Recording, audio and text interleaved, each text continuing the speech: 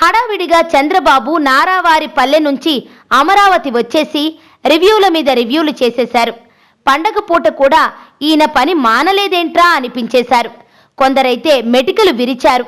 అది వేరే స్టోరీ. ఇంతకీ హడావిడిగా రాజధాని చేరిన బాబు 1.5 రోజు తన కుటుంబంతో పండగ ఎలా చేసుకున్నది సన్నిహితులకు మురిసిపోతూ చెప్పారు. ఆ డీటెయిల్స్ ఏంటో తెలుసా? రేపు ఢిల్లీ ప్రయాణం, దావోస్ వెళ్ళాలి కదా, మళ్ళీ 5-6 రోజుల వరకు వీలు కాదు. ఈలోగా పనులు ఆగిపోకూడదు కదా, అందుకే కనుమ అయినా వచ్చేశా. ఇంట్లో వాళ్ళు వద్దన్నారు. దేవాంశు కూడా చూస్తుండిపోయాడు అంటూ మురిపే మరో అడుగు ముందుకేసి మనవడు ఇప్పుడిప్పుడే గుర్తు పెట్టుకుంటున్నాడు. ఈసారి సంక్రాంతికి నేను గిఫ్ట్ కూడా ఇచ్చా, 1 కాదు 3 అంటూ చెప్పారు. సైకిల్ 1, గుర్రం 2ది, 3ది స్టడీ కిట్. అవి చూసి మీ తాత సైకిల్ ఇచ్చాడ్రా అంటూ నవ్వుకున్నారు ఇంట్లో వాళ్ళు అంటున్నారు బాబు. గుర్రం ఇచ్చాక కాస్త కంగారు పడ్డాడని, శాతకర్ణిలో వాళ్ళ తాతయ్యని చూపిస్తే స్వారీ చేస్తాడని చెప్పానని నవ్వేశారు.